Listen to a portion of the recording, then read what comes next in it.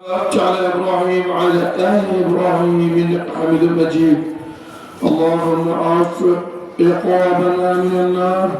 اللهم بلغنا ليلة القدر. ربنا تقبل منا إنك أنت السميع العليم إنك أنت السميع البصير. সম্মানিত ভাই বোনেরা, আসসালামু আলাইকুম ওয়া রাহমাতুল্লাহি ওয়া বারাকাতুহু। আসসালামু ওয়া রাহমাতুল্লাহি ওয়া বারাকাতুহু। আজকে আমার মনটি ভরে গেল। আমাদের সম্মানের একজন অতিথি আমাকে জিজ্ঞেস করলেন যে আপনি সময় দিয়েছিলেন জোরে আসলেন না কেন? আলহামদুলিল্লাহ, আমরা রাজনৈতিক কালচার পরিবর্তনের যে চেষ্টা করছি তার একটি নিদর্শন দেখলাম যে জনপ্রতিনিধিকে জবাবদিহিতার আওতায় জনগণ আনছে ইনশাআল্লাহ। আলহামদুলিল্লাহ, আমরা চাই আমরা সেই সমাজের স্বপ্ন দেখি যেখানে জনপ্রতিনিধি, প্রতিমন্ত্রী, মন্ত্রী, প্রধানমন্ত্রীও জনগণের প্রশ্ন করতে, জনগণের জবাবদিহিতার আওতায় আসতে বাধ্য হবেন ইনশাআল্লাহ। আমরা সবাই জানি ওমর বিন খাত্তাবের পোশাক নিয়ে একজন প্রশ্ন করেছিলেন। ইতিহাসে কোথাও যিনি প্রশ্ন করেছিলেন তার নাম লেখা নেই। এটা তার প্রমাণ যে যিনি প্রশ্ন করেছিলেন উনি কোনো বড় মর্যাদাশীল ব্যক্তি ছিলেন না, কিন্তু উনি ওমর রাদিয়াল্লাহুকে প্রশ্ন করেছিলেন। আলহামদুলিল্লাহ, আমি আমাদের সম্মানিত ভাইকে মোবারকবাদ জানাই, সরাসরি এই প্রশ্ন করে আমার ব্যাখ্যা দেওয়ার সুযোগ দিয়েছেন। আলহামদুলিল্লাহ, আমি আমার মনে ছিল আমরা একটি সুসংগঠিত রাজনৈতিক সংগঠন, আমরা একটি সাংগঠনিক কাঠামোর মধ্যে দিয়ে আমাদের দায়িত্ব পালন করার চেষ্টা করি। প্রত্যেক মাসের শুরুতে আমরা একটি প্ল্যান করি যে এই মাসে কোথায় আমরা সময় দেব, এবং সেই অনুযায়ী আমরা একদিন সবাই বসে আমাদের ঢাকা 14 আসনের যারা দায়িত্বশীল আছেন তাদের সাথে বসে প্রত্যেক দিনের আমরা একটি ডেট ফিক্স করেছি যে অমুক দিন অমুক এলাকায় আমরা যাবো সব।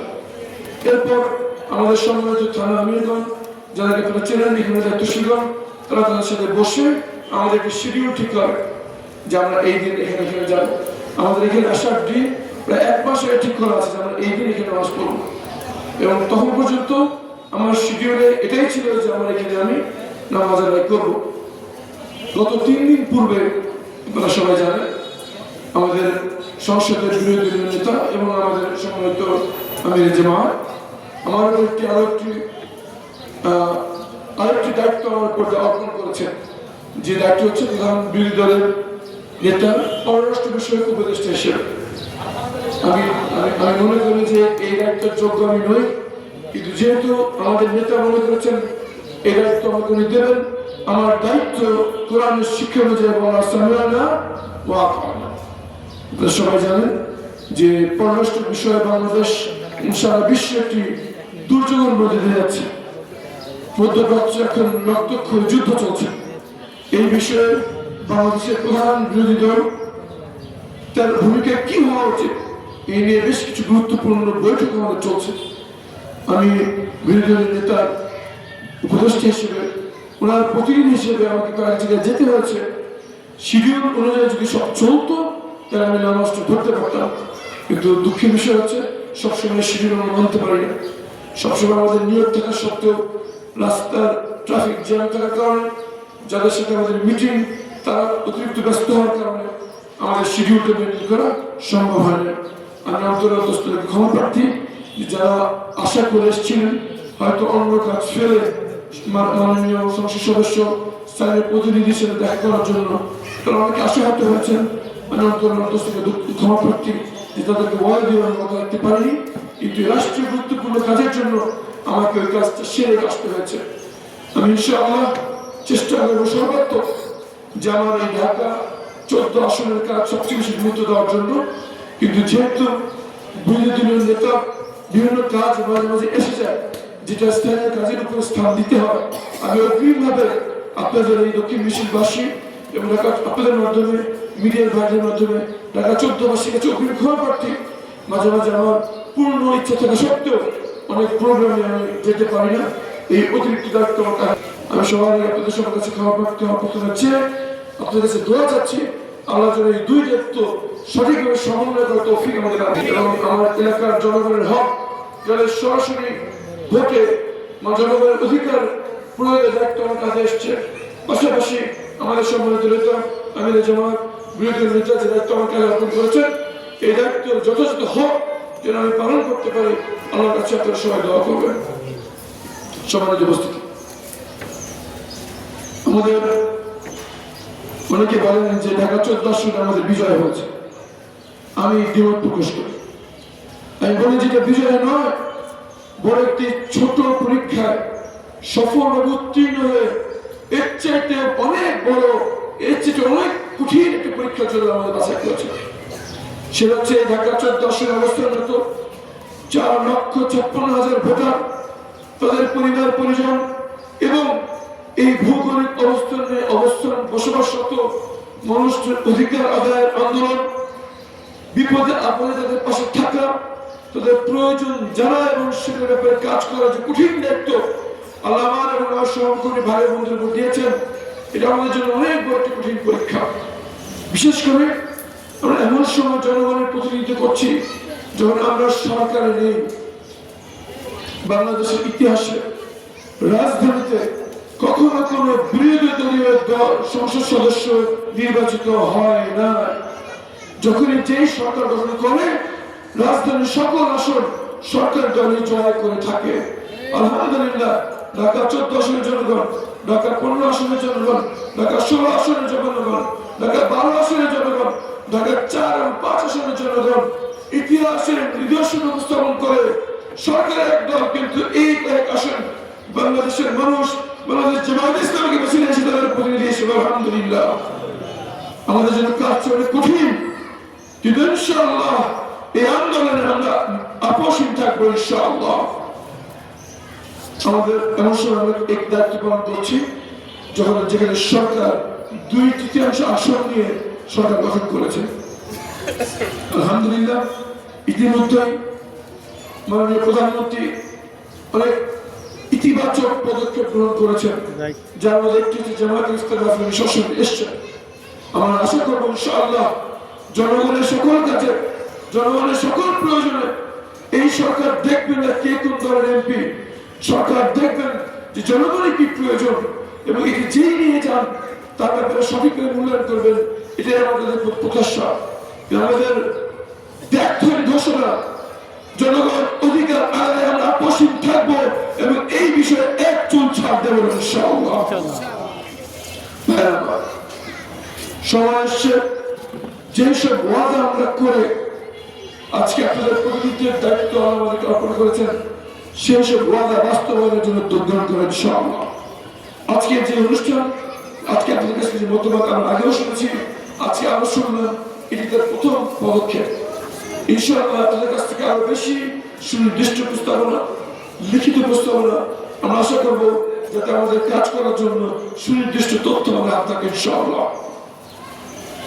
যেসব পরামর্শ আপনারা আমাকে দিয়েছেন আমাদের দায়িত্বশীল বন্ধুরা সেটা রেখে দিয়েছেন এবং আমরা প্রতি মাসে মাসে আপনাদের পরামর্শ নিয়ে পর্যালোচনা করব এবং সুনির্দিষ্টভাবে, নিয়মতান্ত্রিকভাবে, গঠনমূলকভাবে এসব বাস্তবায়ন করার জন্য প্রশাসনের সাথে নিয়মিত যোগাযোগ করব। স্থানীয় নেতৃবৃন্দকে সাথে নিয়ে বিভিন্ন মিটিং আমরা যাব এবং প্রয়োজনের অধিকার রাস্তায় নামবো, কিন্তু অধিকার আমরা আদায় করে চলবো ইনশাআল্লাহ। আসুন কিছু বড় বড় সামাজিক ব্যাধি নিয়ে কথা বলার সময় এসছে। যেই সবজি বিক্রেতা রাস্তায় দাঁড়িয়ে রোদে পুড়ে বৃষ্টিতে ভিজে দিনে মাত্র কয়েকশো টাকা আয় করে থাকেন, তাকেও চাঁদা গুনতে হচ্ছে। এবং আমরা দেখেছি নিউজ পত্রিকার রিপোর্ট এসেছে, বিভিন্ন বড় আড়তে 37 টাকার টমেটো যখন মার্কেটে ঢুকে টমেটোর কেজি থেকে 1 কেজি 37 টাকা, আর চালার উপর চালা যোগ হয়ে এই 37 টাকার টমেটো যখন আমরা কিনি সেটা হয়ে যায় 100 টাকা। এই চালাবাজি করা হচ্ছে ব্যবসায়ীদের উপর, কিন্তু এই ভার ব্যয় করছে সাধারণ জনগণ।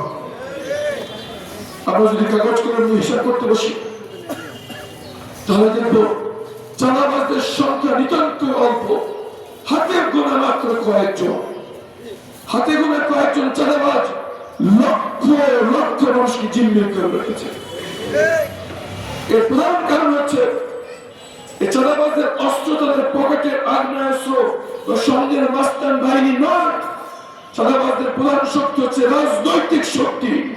যে রাজনৈতিক ক্ষমতা ছিল তারা এই চাঁদাবাজদের আশ্রয় প্রশ্রয় দান করেছেন এবং এই চাঁদাবাজের লভ্যাংশ গ্রহণ করেছেন। এর জন্য এই গুটি কয়েক চাঁদাবাজ লক্ষ লক্ষ মানুষকে জিম্মি করে রাখতে পেরেছে। আল্লাহর উপর তাওয়াক্কুল করে আপনাদের সামনে হাজির রেখে রমজানের পবিত্র মাসে আমরা ঘোষণা দিয়ে যাচ্ছি, আমি এবং আমার সহকর্মীরা কেউ চাঁদা গ্রহণ করি না এবং ইনশাআল্লাহ জনগণকে সাথে নিয়ে স্থানীয় প্রশাসন এবং আইন শৃঙ্খলা বাহিনীকে সাথে নিয়ে ঢাকা 1400 লাখ চাঁদাবাজি আমরা করতে দেব না ইনশাআল্লাহ।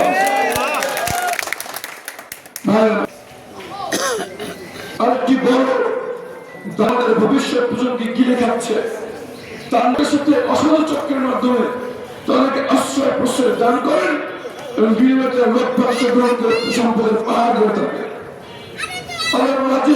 ঘোষণা দিয়ে যাচ্ছি, আমি এবং আমার সহকর্মীরা কেউ মাদক সেবন করি না, কোন মাদক চক্রের সাথে দ্রুততম সম্পর্ক আমরা রাখি না এবং এই মাদক চক্র যতই শক্তিশালী হোক, তাদের পেছনে যত বড় গডফাদার থাকুক না কেন, জনগণকে সাথে নিয়ে প্রশাসনকে সাথে নিয়ে ঢাকা 1400কে আমরা মাদক মুক্ত করে ছাড়বেন। সে তার প্রতিপক্ষকে যার সাথে দ্বন্দ্ব হয়েছে তাদেরকে হয় মিথ্যা মামলার ভয় দেখিয়ে তাদের কাছ থেকে অর্থ আদায় করে থাকেন, অথবা শত শত মানুষকে একটি মিথ্যা মামলার আসামি দেখিয়ে তাদেরকে জিম্মি করে তাদের কাছে অর্থ আদায় করে থাকেন। এক পর্যন্ত আমাদের পক্ষ এবং বিপক্ষ ছিল, বাতাকে পাওয়ার কোন পক্ষ বিপক্ষ নাই। আমরা জনগণ আমাদের, আমরা সবাই এক, সেটা হচ্ছে আমরা মিরপুরবাসী আমরা কারো বিরুদ্ধে কোন মামলাবাজি করবো এবং ইনশাআল্লাহ কাউকে মিথ্যা মামলার ব্যবসা আমরা করতে দেব না ইনশাআল্লাহ। এবার আসুন সবচেয়ে বড় সমস্যা যে জাতিকে আষ্টে পৃষ্ঠে জড়িয়ে রেখেছে, তার নাম হচ্ছে দুর্নীতি। আমাদের যতটুকু বরাদ্দ এই মিরপুর 14 আসন আমরা পেয়ে থাকি, তা যদি জবাবদিহিতার সাথে স্বচ্ছতার সাথে যথাযথ ব্যয় করা যেত, এই বেহাল দশা থাকতো না। কিন্তু বাস্তবতা হচ্ছে যা বরাদ্দ দেওয়া হয় তার 10 ভাগের 9 ভাগ প্রকল্পে ব্যয় হয় না। আমার সরকার নেই, কিন্তু আমরা আমাদের দায়িত্ব পালন করে যাব। আমাদের প্রথম দায়িত্ব থাকবে সরকারি কোন কাজে কত বরাদ্দ আসলো এবং সেই বরাদ্দ কোথায় ব্যয় হলো, প্রত্যেক 6 মাস পর আমরা জনগণের সাথে হিসাব পেশ করবো ইনশাআল্লাহ। এই হিসাবটা থেকে আইনি বাধ্যবাধকতা নেই, কিন্তু আমরা দৃষ্টি উপস্থাপন করছি যে আমরা স্বচ্ছ থাকতে চাই এবং সরকারি দলকে আমরা বাধ্য করবো তারা যেন সরকারি ব্যয় স্বচ্ছভাবে করেন ইনশাআল্লাহ। দিতে হয়তো তবে এই বিষয়ের চেহারা দেখা যেত ইনশাআল্লাহ। আমরা ঘোষণা যাচ্ছি, নির্বাচন আগে অলিতে-গলিতে যেভাবে আমাদের আমার সহকর্মীদের দেখেছেন, এখন ঠিক একইভাবে অলিতে-গলিতে আমাদের আমার সহকর্মীদের পাবেন ইনশাআল্লাহ। আমাদের কাছে আসতে গেলে দালাল করা লাগবে না, কোনো মধ্যশক্তি ভাগিদার লাগবে না ইনশাআল্লাহ। আমাদের সাথে কথা বলতে পারবেন, কিন্তু আমাদের পুরো ঢাকা 14 মানুষ হক আদায় করতে হবে। এই জন্য সব জায়গায় আমরা সব দিন থাকতে পারবো না, কিন্তু আমরা সর্বদা চেষ্টা করবো কিন্তু জনগণের কাছাকাছি আমরা থাকতে পারি ইনশাআল্লাহ। অন্তত প্রত্যেক 6 মাসে একবার আমরা যে গণশুনানির আয়োজন করবো, সেটা জনসাধারণের জন্য উন্মুক্ত থাকবে। জনগণ এসে নির্বাচনের প্রতিনিধি প্রশ্ন করতে পারবেন এবং নির্বাচনের প্রতিনিধি এই উত্তর দিতে বাধ্য থাকবেন ইনশাআল্লাহ। একসাথে কাজ করবেন ইনশাআল্লাহ। এই নতুন বাংলাদেশ গড়ার সামনে আমি সবাইকে পাশে পাবো ইনশাআল্লাহ ইনশাআল্লাহ ইনশাআল্লাহ। সকলের জন্য কল্যাণ কাজে, সকল ভালো কাজে, সকল দেশের কাজে আমরা যারা সৎ করতে চায়, আল্লাহর আইনকে যারা সম্মান করেন, বাংলাদেশের সংবিধানকে যারা সম্মান করেন, সবাইকে সাথে দিয়ে আমরা গড়ব নতুন বাংলাদেশ ইনশাআল্লাহ। আমরা সেই বাংলাদেশ সংগঠন যারা কথা বলি কম, মানুষকে বাংলাদেশের সমাজকে পরিবর্তন করতে চাই, পরিশুদ্ধ করতে চাই ইনশাআল্লাহ। আগে যেভাবে নির্বাচনের প্রচারণায় মাঠে দেখা হয়েছে, এই কাজ করতে যে মাঠে দেখা হবে ইনশাআল্লাহ। আজকের জন্য বিদায় দিচ্ছি। আমরা আল্লাহর পথে তাওয়াক্কুল করি, একমাত্র আল্লাহকে ভয় করি, একমাত্র ওনার কাছে আশা করি। এই জনগণের সেবা করতে গিয়ে আমি এবং সহকর্মীরা কেউ কারো কাছ থেকে কোনো বিনিময় গ্রহণ করবো না। আমাদের বিনিময় আল্লাহর কাছে। আল্লাহ উত্তম রিজিকদাতা, আল্লাহ সকল সম্মানের মালিক, আল্লাহ সকল সুক্ষমতার উৎস। ربنا عليك توكلنا وإليك أنبنا وإليك المصير وآخر دعوانا الحمد لله رب العالمين سبحان ربك رب العزة عما يصفون وسلام على المرسلين والحمد لله رب العالمين.